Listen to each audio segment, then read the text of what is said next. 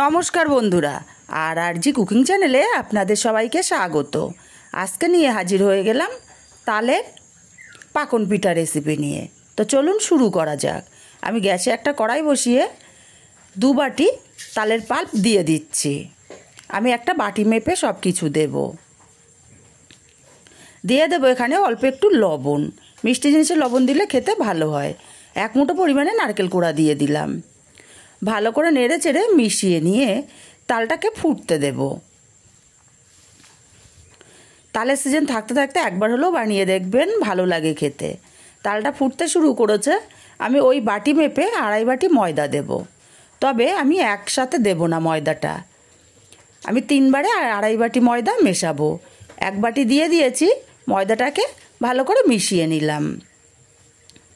আবারও আমি এখানে 2.5 বাটি ময়দা দিয়ে দেব। এই ময়দাটাকেও খুব ভালো করে মিশিয়ে নেব।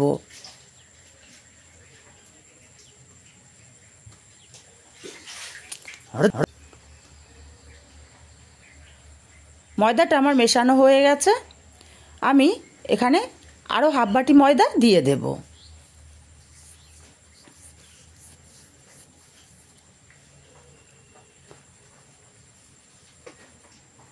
এই ময়দাটাকেও খুব ভালো করে মিশিয়ে নেব। বন্ধুরা, রেসিপিগুলো ভালো লাগলে অবশ্যই একটি লাইক করবেন। লাইক করতে ভুলবেন না। একটা লাইকে কিন্তু ভিডিও বানানোর মোটিভেশন বাড়ে। আর আপনার এই একটা লাইকে আমাকে অনেক দূর পৌঁছে দেবে। ময়দাটা খুব ভালো করে মাখিয়ে নিয়েছি, একটা ডো ফর্মে চলে এসছে। এবার আমি আলাদা পাত্রে নামিয়ে নেব। নামিয়ে ডোটাকে একটু পাতিয়ে দেব যাতে ঠান্ডা হয়ে যায় তাড়াতাড়ি।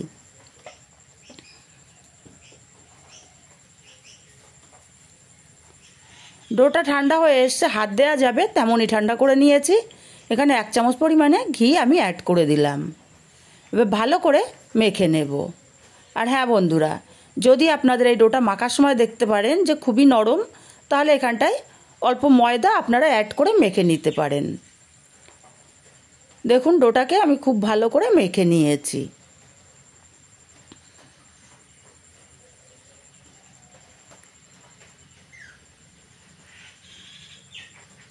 এবার আমি হাতে একটু সাদা তেল মেখে নেব। আর একটা বড় ঝাঁঝরি নিয়ে নিয়েছি। ঝাঁঝরির গায়েও আমি তেলের হাতটা মেখে নেব। আমি পাকন পিঠার ডিজাইনগুলো এই ঝাঁঝরির সাহায্যে দিয়ে দেব। এখন এখান থেকে অল্প অল্প পরিমাণে আমি নেব আর হাতের সাহায্যে ঘুরিয়ে একটা গোল বলের মতো তৈরি করে নিলাম। এখন এই ঝাঁঝরির পেছনে আমি দিয়ে হাতে দিয়ে চাপ দেব, দিলে একটা ডিজাইন চলে আসবে।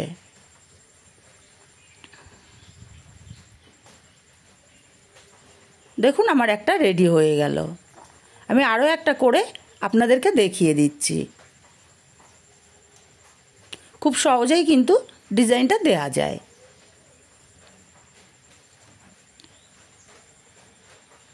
হালকা করে ঝাঁঝরির পেছনে চাপ দিলেই কিন্তু ডিজাইনটা হয়ে যাবে।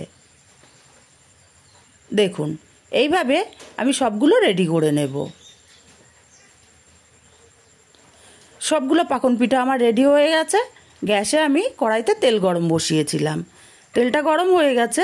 এখন এক এক করে পাকন পিঠা আমি এখানে দিয়ে দিলাম। গ্যাসের ফ্লেমটা হাই করা যাবে না, লো টু মিডিয়ামে রেখে পাকন পিঠাগুলো ভেজে নিতে হবে। আর ঝাঁঝরিতে করে একটু গরম তেল আমি পাকন পিঠার ওপরে দিয়ে দেব, তাহলে কি হবে, ওপরটাও ভাজা হয়ে যাবে। এইভাবে ও এক পিঠ ভাজা হলে আরেক পিঠ আমি উল্টে দেব।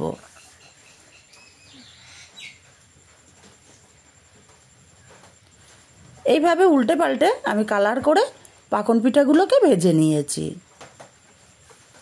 এখন এই পাকন পিঠাগুলোকে আমি উঠিয়ে নেব।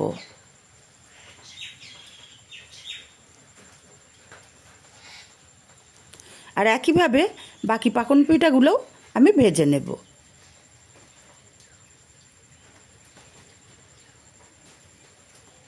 পাকন পিঠাগুলো সব ভেজে নিয়েছি। এখন গ্যাসে আরেকটা কড়াই আমি বসিয়ে দিয়ে দেব 1.5 বাটি চিনি।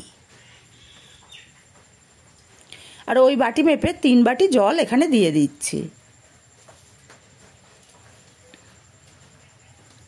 আর দিয়ে দেব 2টো ছোট এলাচ আমি থেতো করে নিয়েছি। এবার নেড়ে চেড়ে চিনিটাকে গলিয়ে নেব। চিনিটা গলে গেছে, চিনির শিরাটা ফুটতে দেব। চিনির শিরাটা ফুটে গেছে, আমি আরও 3 মিনিট ফুটিয়ে নেব।